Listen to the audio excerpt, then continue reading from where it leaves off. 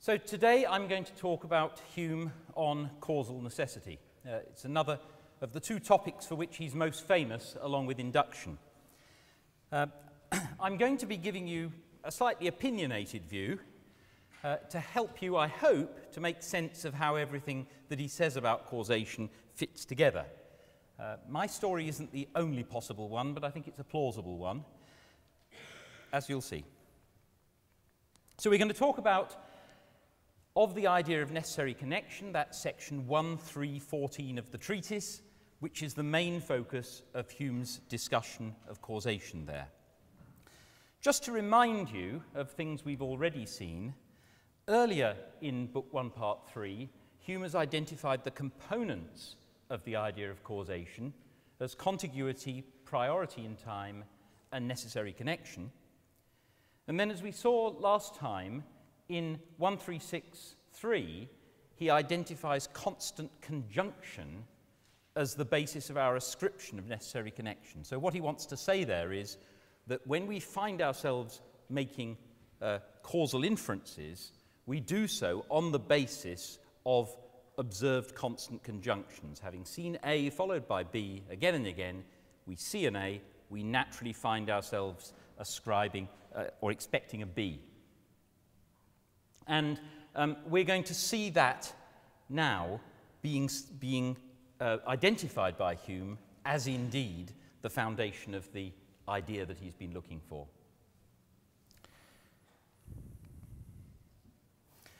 Another reminder, the copy principle. We've seen this before. Hume states it as the first principle of his theory of ideas. We saw that he takes it pretty much from John Locke. So Locke is an idea empiricist. He thinks that all of our ideas are copied from experience, and Hume takes this quite literally. He says that the contents of our minds are either impressions or ideas. Remember, impressions are either sense impressions or feelings, at least that seems to be how Hume thinks of them most of the time. And he quite explicitly argues that all our simple ideas, the ones that can't be further broken down, are directly copied from these impressions. We can, of course, make more complex ideas by putting the simples together, but if we want to get to an understanding of what the simple ideas themselves mean, we have to go for the impressions. And he describes this in the Enquiry as a new microscope or species of optics, a way of looking more closely at our ideas and understanding their nature. So in Treatise 1.3.14, he's setting out with that in mind. He's seen that the idea of necessary connection is this crucial idea which is the main component of our idea of causation, and he's got the copy principle as a tool for shedding light on it. If you want to see a preview of the argument, look at the first paragraph of the section. He gives a précis, essentially, of the whole argument there. Now, we've seen this before, and what I want to do is to look at some puzzles that arise from Hume's discussion. You'll see that it's not as straightforward as you might think, and there are some quite deep puzzles about why Hume approaches things in just the way he does. And I'm going to suggest some possible solutions to those puzzles, which seem to me to make relatively good sense of the argument. So, as I say, we've seen this before. Hume is saying here, right at the beginning of the section, before he really gets into the meat of it, apart from having done that brief précis, he says, the terms of efficacy, agency, power, force, energy, necessity, connection, and productive quality are all nearly synonymous. So trying to define one of them in terms of the others is hopeless. He then ends this part saying, if this is a compound idea, it must arise from compound impressions, if simple, from simple impressions. And he's then going to go and look for the impression from which it's derived. Now, there are two puzzles in this procedure. First of all, why is it that Hume takes for granted, without further ado, that all these various terms, like necessity, power, and force, are virtually synonymous, because it's not at all obvious that they are. For example, necessity sounds far more ineluctable than power. You can have a power that tends towards some end without necessitating it, whereas necessity seems irresistible. So it seems odd that he should assume that those are exactly synonymous. Secondly, it seems odd that he assumes that the idea of necessary connection is going to be a simple idea. In fact, that conflicts with what he said about relations. If you remember, when we talked about the theory of relations, he said that relations are complex ideas. And necessary connection sounds like a relation. Shouldn't it be a complex idea? So why does Hume, without further ado, go looking for an impression from which it must be derived? Because if it's a complex idea, then it could be put together from a number of different simple ideas. Yet here he is apparently assuming that it just is a simple idea itself. In the Enquiry, by the way, he's entirely explicit about it.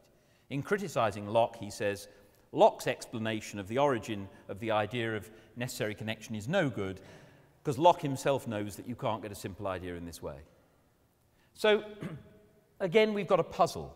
Why does Hume make this assumption? Now, I think the simplest solution to that is to see Hume as looking for a single common element of all of these ideas. So if you think of ideas like necessity, power, force, energy, productive quality, what do they all have in common? Well, one thing kind of bringing about, or if you like the other way around, one thing following from another. I've coined the term consequentiality for that, one thing being a consequence of another. The term consequentiality, I like it because it combines the linking of the two without the overtone of necessity. And unlike the term connection that Hume sometimes uses, it's asymmetrical. If you think of necessity, power, force, it's always the force from one thing to another, not the other way round. Necessity is typically one thing necessitating another, not the other way round. Whereas the term connection, which is nice in the sense that it drops the element of necessity, which we've said is slightly untypical of that group, unfortunately, connection is symmetrical. If A is connected with B, then B is connected with A. Whereas if B is a consequence of A, it doesn't follow that A is a consequence of B. Okay, there's a third puzzle.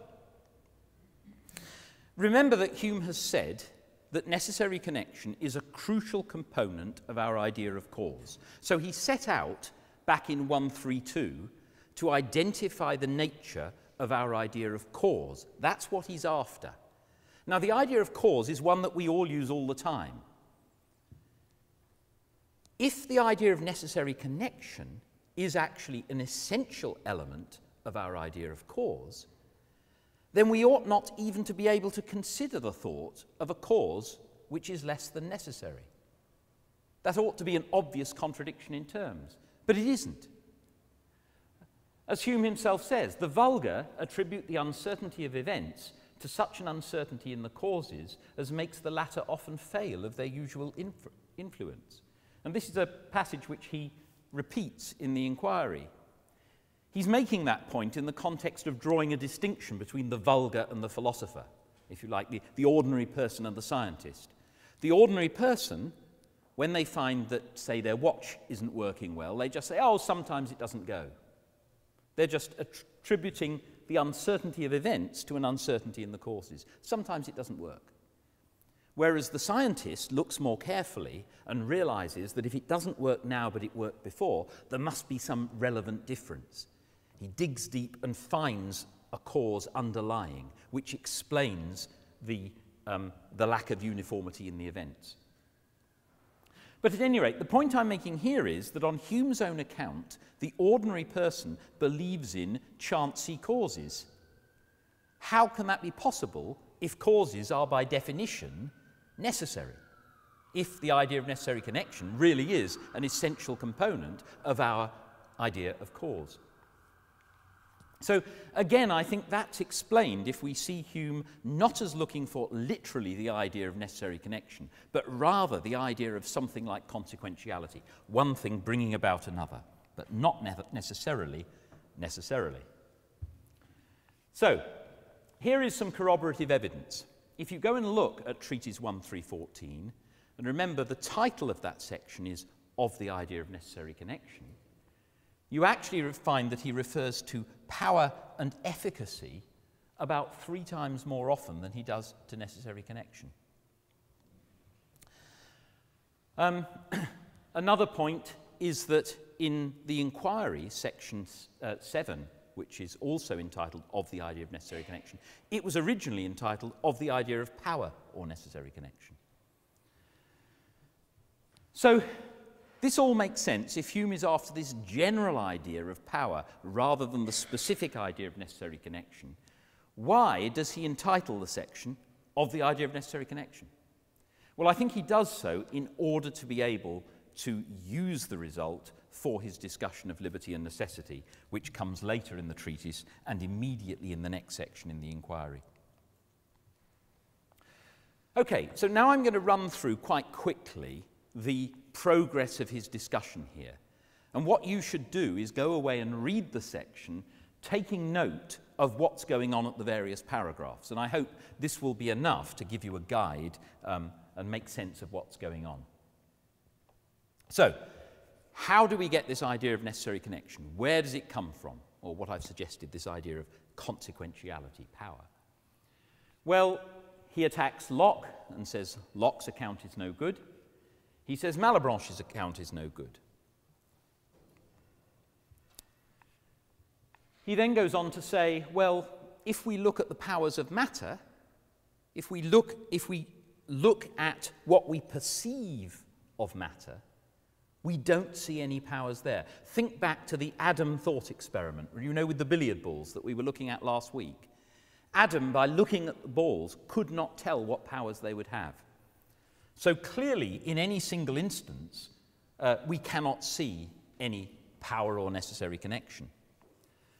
In the appendix of 1740, Hume added a paragraph, which is now the 12th paragraph of the section, saying, you won't find power amongst any of the perceived properties of mental activities either.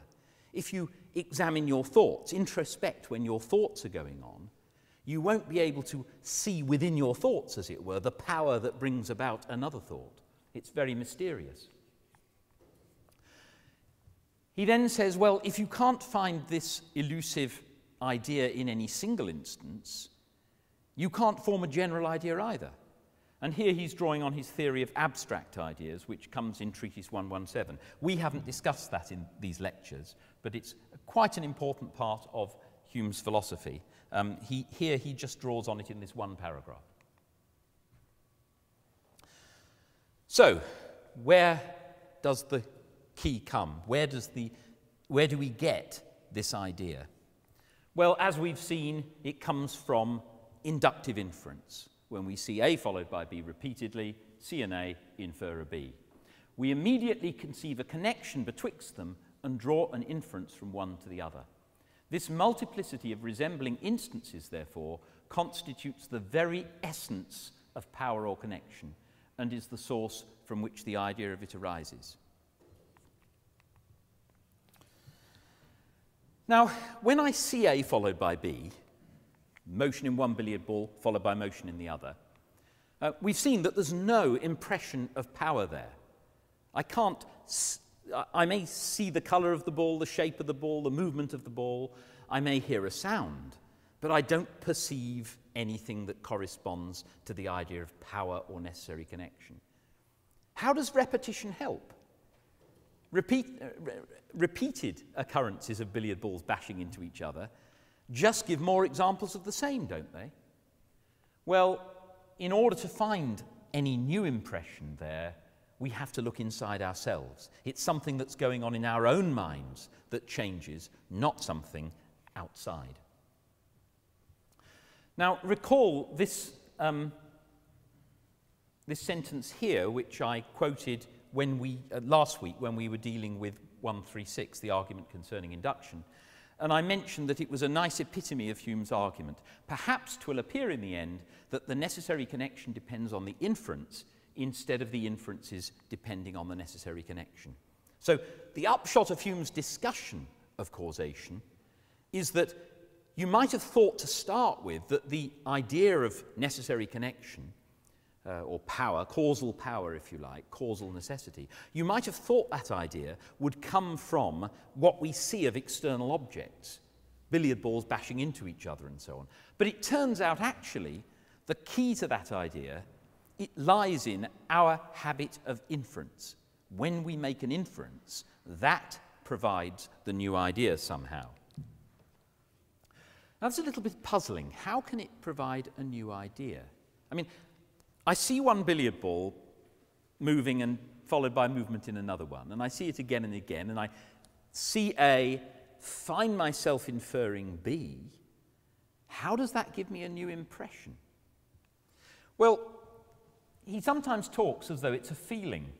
This connection which we feel in the mind, this customary transition of the imagination from one object to its usual attendant, is the sentiment or impression from which we form the idea of power or necessary connection. And I've mentioned before how Hume, when he's talking about reflective impressions, internal impressions, seems to more or less equate them with feelings and emotions. So it sounds ever so like he's thinking that there's some feeling we get when we make an inductive inference, and that feeling is what gives us the idea of power or necessary connection. But if you think about it, that's really strange. How can having a particular feeling give me the idea of power or necessary connection? There's something very odd about that. I mean, suppose, well, first of all, ask yourself the following question. When you make an inductive inference, when you see one thing followed by another again and again, see the one, infer the other, is there, in fact, a common feeling that you get? Probably not. Why should there be? Where's the evidence that there is one? Hume's given no evidence that there's some special feeling that arises. And it seems extremely implausible because we make these inferences all the time. I mean, imagine when you're driving a car. Think how many inductive inferences you're making all the time, one after another after another. There's no special feeling that arises there all the time.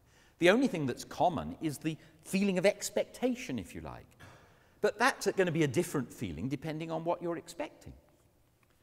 And Hume himself gives arguments that really cast doubt on the idea that any such feeling, if there were one, could really be a genuine impression of necessary connection. Well, I think what's driving Hume here is simply his copy principle. He thinks that every idea has to have a matching impression. And so he's shoehorning the phenomena into his theory. This determination is the only effect of the resemblance. That's the determination of the mind to infer from A to B is the only effect of the resemblance and therefore must be the same with power or efficacy, whose idea is derived from the resemblance. Necessity, then, is nothing but an internal impression of the mind or a determination to carry our thoughts from one object to another. And can you see there's a real mix-up here? He seems to be equating our tendency to make an inference with a feeling, but they're different things. Now you can see, given Hume's theory of the mind, he thinks we have a faculty of reflection which makes us aware of what's going on in our minds. And so when we do find ourselves making an inference, according to Hume, we will be aware of doing it. And he seems to be forced by his theory into saying, well, that must be an impression then. But actually, there's no reason why it should be. It's certainly not an impression like a feeling or a pain or something like that. It looks like it's, to do the job that Hume wants, it ought to be much more like simply a reflective awareness of what is going on. The nice passage here from the Enquiry, which I think may shed light on how Hume is thinking. He talks about that inference of the understanding which is the only connection that we can have any comprehension of. So, put yourself in Hume's shoes. He's looking for an elusive source of an idea. It's a very important idea. It's an idea we use all the time, whenever we make a causal inference. And Hume is looking for the source of this. Well, when I look at things out there, I don't see any causal glue. I just see one thing followed by another. What is it that links one event to another? And what Hume is thinking is, well, actually, the only link is my making an inference from one to the other. It's my inference that links one thing to another. And you can see that what's needed, therefore, to put that glue in there is not a feeling. It's got to be literally the inference.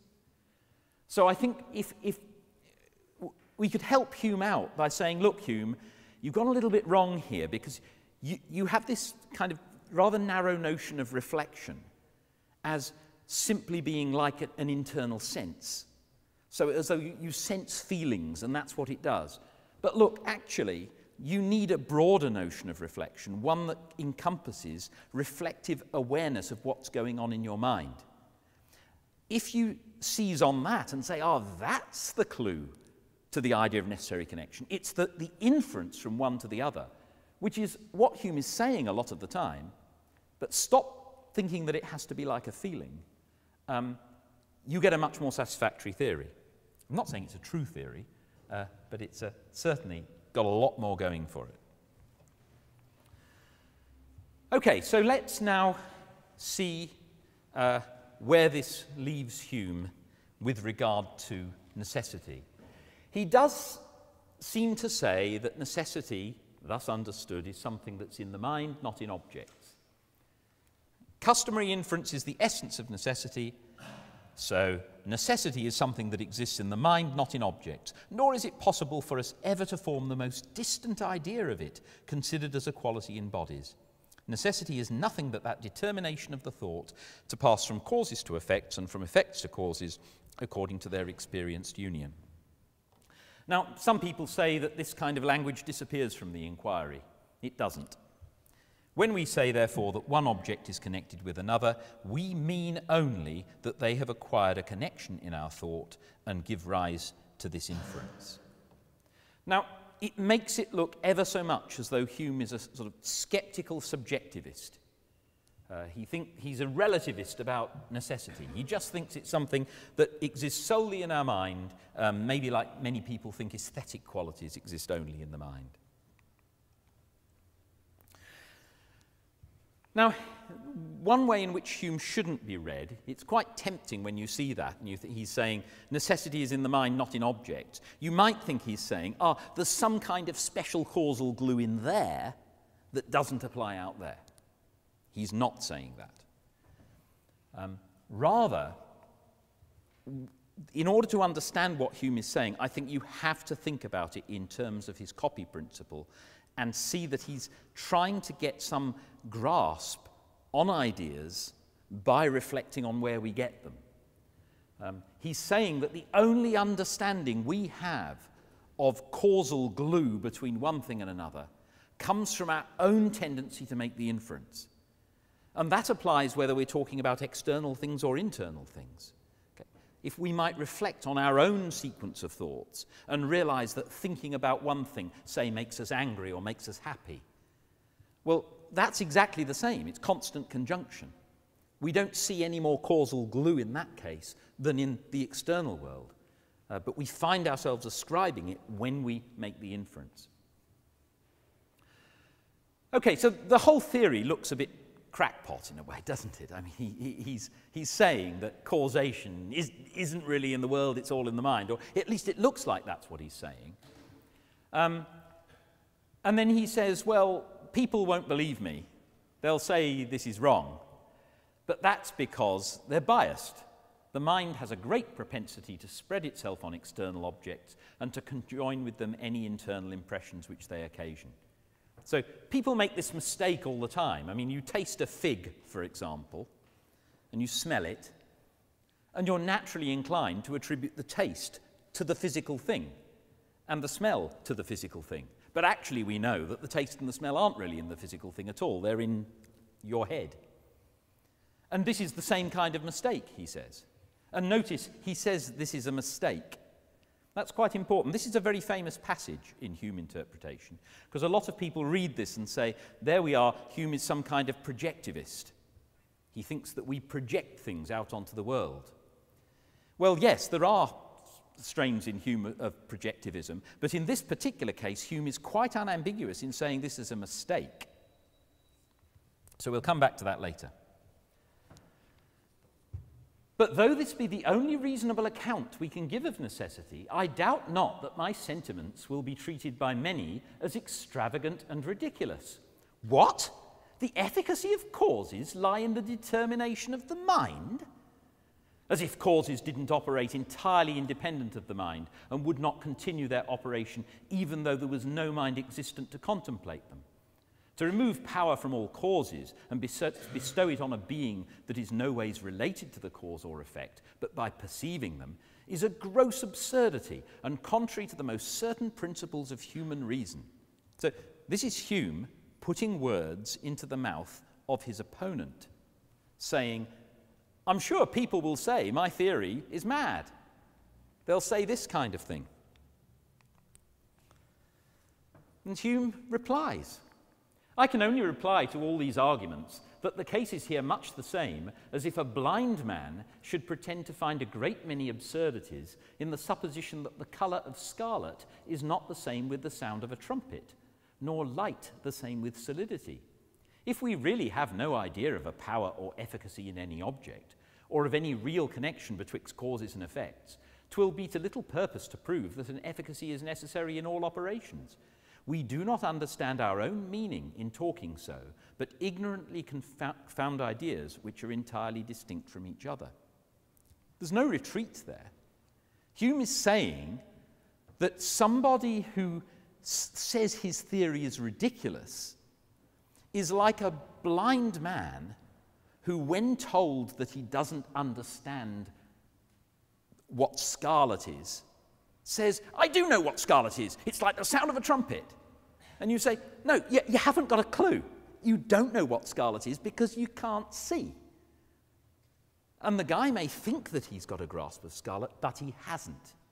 He thinks he's got a certain idea, but he hasn't got it. And in exactly the same way, Hume is saying that there's a certain kind of idea, supposedly of necessity, that people think they have, but they haven't got it. That's not the idea they've got. They're mistaken. Now, that doesn't mean that Hume is a total subjectivist about causation. Certainly not, and we'll see more on this later. As to what may be said that the operations of nature are independent of our thought and reasoning, I allow it, and accordingly have observed that objects bear to each other the relations of contiguity and succession, that like objects may be observed in several instances to have like relations, and that all this is independent of and antecedent to the operations of the understanding. So we've got an objective and a subjective side to our idea of power or necessity. And Hume, of course, notoriously and famously gives two definitions. Now, the first definition of cause is based on regular succession. A followed by B, constant conjunction. Second definition is based on the mind's tendency to infer B from A. So here's the famous passage. Remember, he's been looking for the origin, the source, the impression that gives rise to the idea of necessary connection. He's found that it arises characteristically in a situation where we have experienced A constantly conjoined with B, we see an A, we find ourselves inferring a B. And he seems to think somehow that the inference itself yields the idea. So there are two aspects to this. There's the constant conjunction, the circumstances in which we find ourselves doing that, and there's the inference. There may two definitions be given of this relation. We may define a cause to be an object precedent and contiguous to another, and where all the objects resembling the former are placed in the like relations of precedency and contiguity to those objects which resemble the latter. If this definition be esteemed defective because drawn from objects foreign to the cause, we may substitute this other definition in its place, viz., A cause is an object precedent and contiguous to another, and so united with it that the idea of the one determines the mind to form the idea of the other, and the impression of the one to form a more lively idea of the other. Should this definition also be rejected for the same reason, I know no other remedy. Now, those little passages about should this be esteemed defective and all the rest have given rise to a lot of discussion in the secondary literature. I'm not going to say much about that. Here we've got basically two definitions, one of which focuses on the constant conjunction, one of them on the tendency of the mind to draw inferences. Now, Hume's view seems to be that those definitions give the only proper understanding we can have of causation.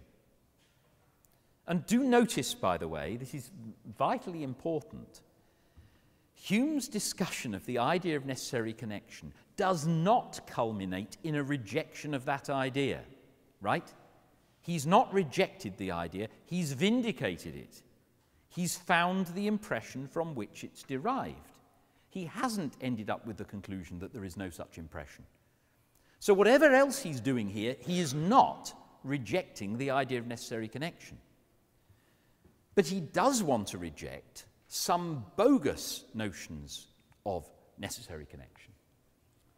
So he thinks, for example, that as we feel a customary connection, we transfer that feeling to the objects, as nothing is more usual than to apply to external objects every internal sensation which they occasion.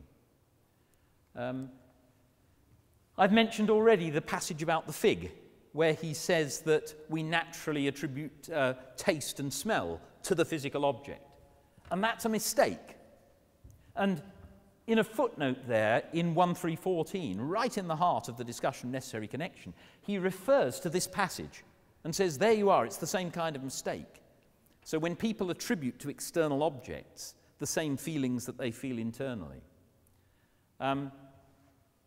Again, the sentiment of endeavour, when you, suppose I try to push something or I heave on the table, I feel a feeling of effort.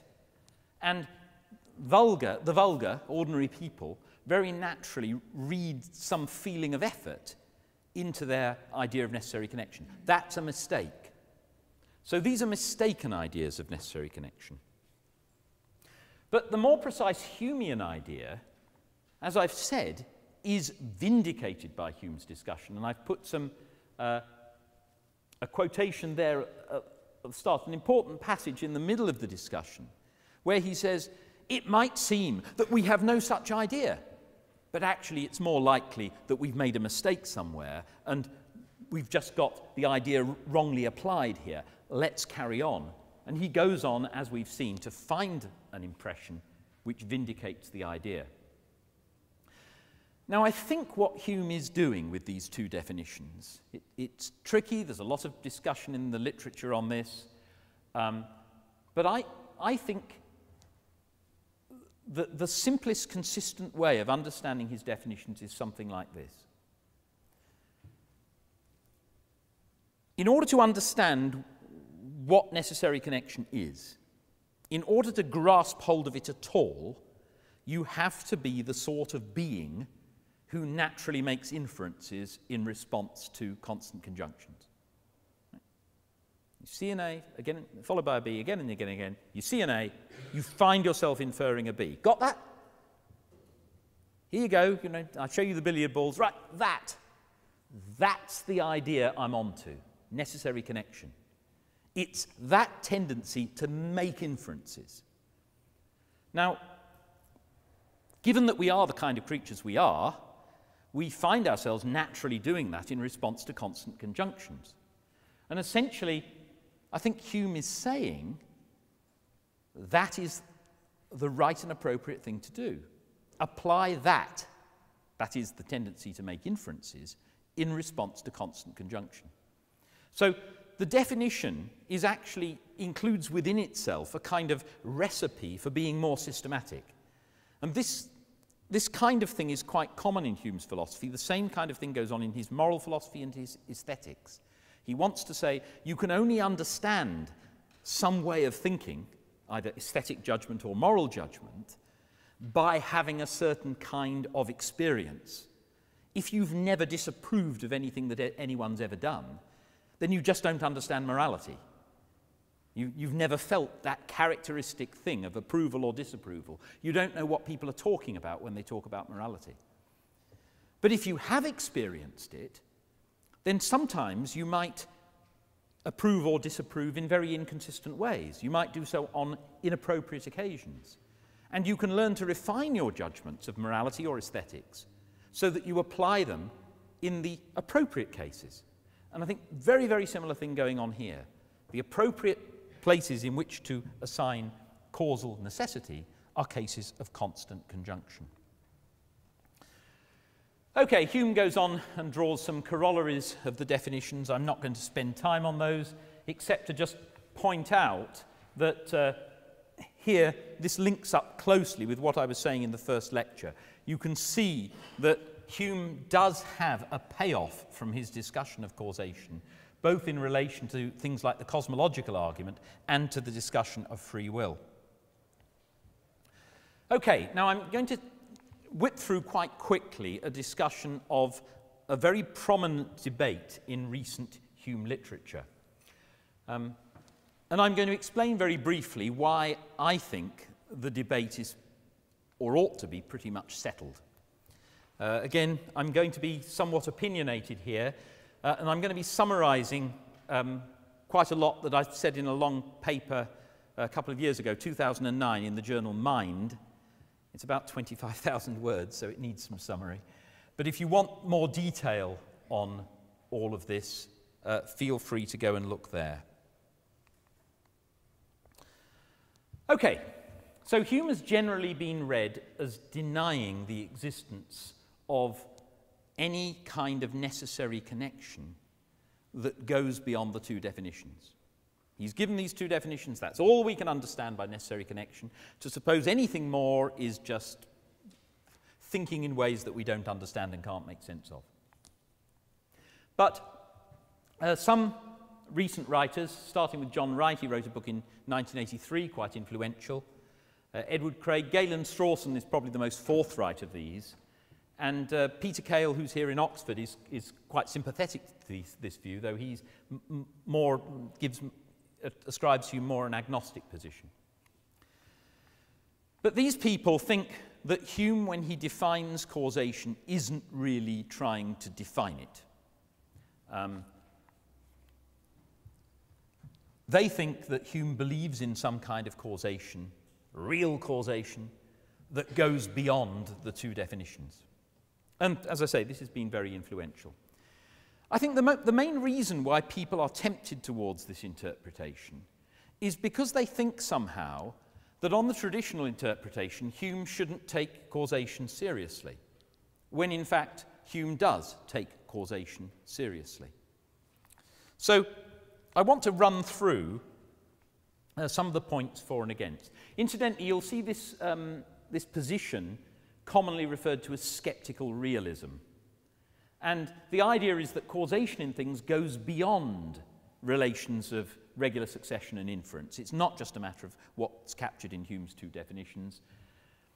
And it's normally characterized like this, that there is something in objects which, if we knew it, would license a priori inference. If we could know the nature of those billiard balls, we would be able to infer a priori that the second one would move.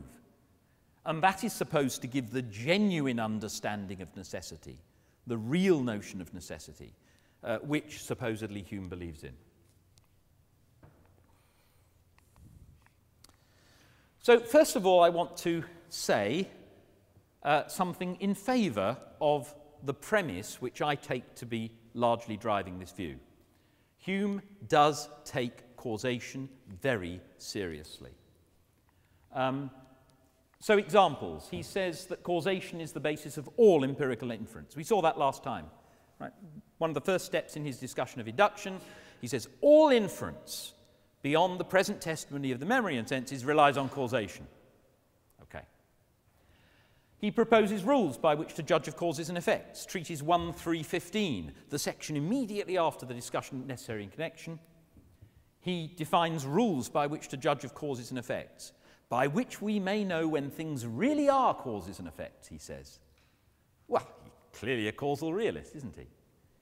He talks of secret powers, and he advocates a search for hidden causes underlying inconstant phenomena. We've already seen that. Remember where I talked about the peasant and the scientist, and the watch doesn't work, and the scientist, or the philosopher in Hume's language, is praised for looking deeper for hidden causes. So here are some passages to back these up. Hume clearly believes in causation as the basis of empirical inference. We have the rules by which to judge of causes and effects, and some choice quotations there. You've got Hume talking of secret powers, so particularly in section 4 of the Enquiry. Look at this, the secret powers of bodies, those powers and principles on which the influence of objects entirely depends. Those powers and forces on which this regular course and succession of objects totally depends. And Galen Strawson looks at these quotations and he says, there you are. Those quotes by themselves are enough to refute the traditional view of Hume, because Hume obviously believes in causes. He believes in hidden causes. I need a drink after quoting from Galen. To which the answer is yes, he believes in causes, Galen. But he has given his theory as to what we mean by a cause. He takes it seriously. He takes his copy principle seriously. I personally do not agree with the copy principle, so I don't feel I have to follow Hume here. But Hume himself seems to believe in his copy principle, and he thinks that that gives the genuine understanding of causation. Yes, Hume believes in causation, but he thinks we have to understand it in the way that his definitions prescribe. So it should not be, but often has been, part of the traditional understanding of Hume that he somehow denies necessity. People say, oh, Hume denies necessity. No, he doesn't. He doesn't deny necessity any more than he denies causes. Right? He repeatedly says necessity makes an essential part of causation. Okay, we saw right at the beginning of 132. He said, here's this essential part of the idea of cause, necessary connection. Let's go and hunt it down. At no point does he suggest that you can have a cause without necessary connection, at least in the sense I've suggested as consequentiality. So again and again, he says necessity is essential to causation, so given all this evidence that Hume believes in causes, he must believe in necessity too, suitably interpreted. And here's that business of looking for hidden causes. So, Hume does indeed take causal science very seriously indeed. In his view, in fact, all science must be causal. Causal relations can be established by rules. Explanation involves reference to secret powers, and we should search for hidden causes. But none of that implies that Hume is a causal realist with a capital C and a capital R. This is important. When you see realism with a capital R in a discussion of Hume, typically that means realism in the Strawson sense, the Galen-Strawson sense, as implying something above and beyond the two definitions. Right? I think Hume is a causal realist with a small r. He believes in causes as defined by his definitions. So let's see, again I'm going to go quite fast, I just want you to get an overall shape of this. You can follow up the references in your own time, there's plenty of literature for you to read on it. I just want to give you the overall shape of how the debate goes.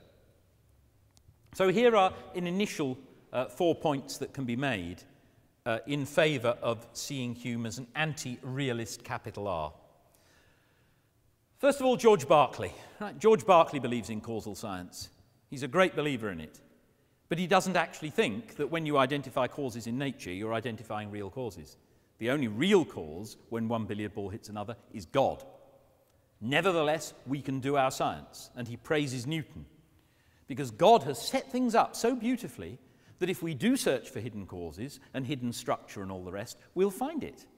What we're finding, actually, is just the way God works. When we refer to all these hidden objects, they're not really there, except insofar as we have perceptions of them. So if Berkeley can be pro-science, there's no reason why Hume can't, whether or not he believes in the kind of cause that Strawson believes in. The argument that we've seen, that I've sketched, is very naturally read as implying that Hume is anti-realist about thick powers. I mean, all that business about when he's considering the exclamation of his opponent, that sounds just the kind of thing that Galen Strawson says when he says, oh, this is such a ridiculous view that no philosopher could ever hold it. That, incidentally, is a very poor argument. Hume describes his view about causation as being the most violent paradox of the entire treatise. And there's quite a lot else in the treatise that is rather paradoxical. The conceivability principle, we'll see, is very hard to square with the new Hume view, and we'll see a prominent footnote. So first of all, Berkeley, there's a quotation to back up the instrumentalism. There is Hume, a passage which I find quite reminiscent of the Berkeley one. I think if you read them together, it's quite plausible that Hume has Berkeley in mind, or at least is thinking along very similar lines. What science is ultimately all about is reducing things to order, reducing the principles of things so that we are able to explain more, predict more, and so on. And that's entirely consistent with anti-realism with a small r. We've already looked quickly through the argument. I'm just picking out some points there and giving you some references. Notice that the references I'm giving you are from the Treatise, the Abstract, and the Enquiry. We'll be coming next week to part of Hume's philosophy which is very difficult to interpret, partly because we only have essentially one main text. This isn't the case with the stuff on induction and causation. We've got three main texts, and they all pretty much fit. So in all of these, the copy principle is introduced as a tool for deciding questions of meaning. The idea that Hume is not trying to find the meaning of the notion of cause simply runs contrary to his own texts. Again, we've got passages from Treatise, Abstract, and Enquiry, all talking about meaning and significance in the very context of this discussion. Moreover, when Hume actually identifies the impression, the internal impression, he states exactly the kind of anti-realist conclusion you'd expect. And the discussion culminates with two definitions. Definitions, meaning, they go together, don't they? If somebody's defining something, and they've said all along that they're doing this in order to clarify the meaning, shouldn't we take him literally? He really thinks he's explaining what we mean by causation. And if he thinks what we mean by causation and causal necessity is defined by those two definitions, then it does look like he's saying that's what necessity is. Conceivability principle. Hume uses this lots and lots. Whatever we conceive is possible, at least in a metaphysical sense. He repeatedly says that a priori anything could produce anything. Because you can conceive of that billiard ball's motion being followed by absolutely anything, therefore it's possible that something different could result. That means it's absolutely possible, metaphysically possible, not causally possible. Causation's different. But Hume is clearly drawing a distinction here between metaphysical necessity and causal necessity. Otherwise, you cannot make sense of what he says in these passages. So what the new Humeans are doing is saying, actually, causal necessity underneath really is conceptual necessity. It's the kind of thing that, if you knew about it, you could draw an a priori inference. Well, if it were, I just don't see how to square that with the conceivability principle that Hume uses again and again. You remember those passages where Hume talks about the hidden forces and all that? The paragraph 14 of section 4 of the Enquiry. It must certainly be allowed that nature has kept us at a great distance from all her secrets, and has afforded us only the knowledge of a few superficial qualities of objects, while she conceals from us those powers and principles on which the influence of these objects entirely depends. Our senses inform us of the colour, weight, and consistence of bread, but neither sense nor reason can ever inform us of those qualities which fit it for the nourishment and support of a human body. Sight or feeling conveys an idea of the actual motion of bodies. But as to that wonderful force or power which would carry on a moving body forever in a continued change of place, and which bodies never lose but by communicating it to others, of this we cannot form the most distant conception. Now, Lord Kames, he wasn't Lord Kames then, he was Henry Hume, kinsman of Hume, David Hume, wrote in 1751 his essays on the principles of morality and natural religion. He quoted those 3 sentences, or paraphrased them at least. And then he said, here our author contradicts himself because he's referring to exactly the kinds of powers which he denies. That just sounds like Strawson's criticism. That on the new Hume, on the old Hume interpretation, Hume is contradicting himself. So what does Hume do in the 1750 edition? He adds a footnote. The word power is here used in a loose and popular sense. If you actually want to understand what I mean about this, go and look at section 7.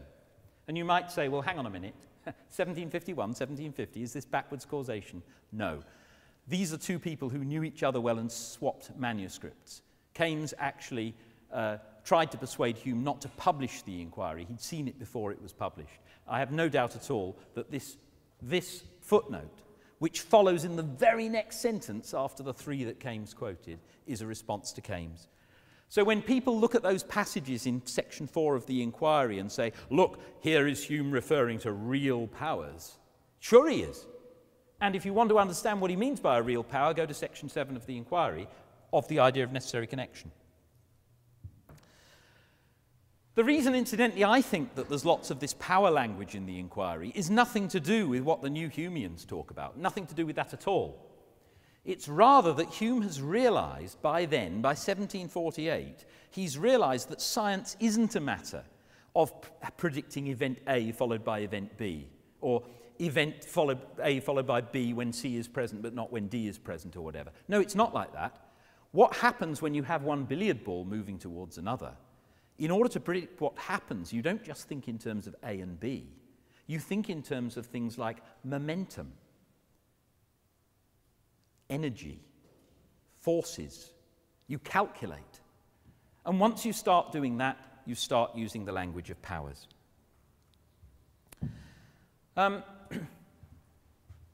Why does Hume give 2 definitions? Well, it seems puzzling. I've said something about that. But I want to suggest that if you read through those notes that are in the slides I've gone over, but also take a careful look at Hume's theory of morality, and I think we find a plausible account of what's going on with Hume. As I mentioned when I was explaining it before, unless you've had moral feelings, you don't even know what people are talking about when they talk about morality. But once you've got that crucial idea, you can then go ahead and apply it according to a systematic definition, according to which personal merit consists altogether in the possession of mental qualities useful or agreeable to the person himself or to others. So this explains what we mean by virtue. An action that gives the pleasing sentiment of approbation. That's what we mean by a virtue, and when we feel that approbation, we know what virtuous means.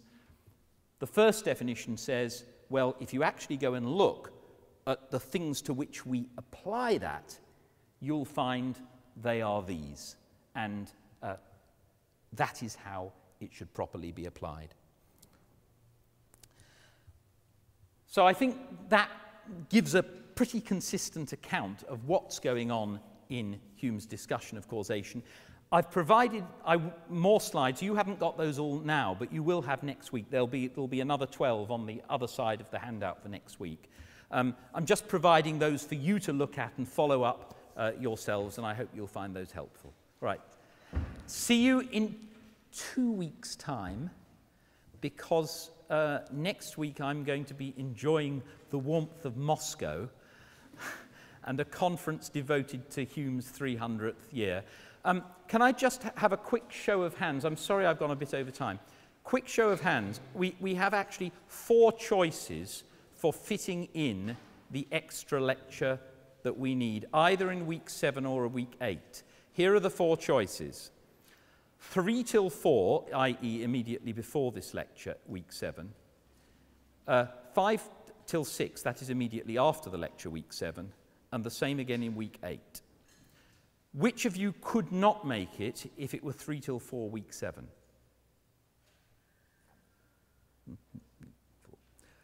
Which of you could not make it if it was 3 till 4, week 8?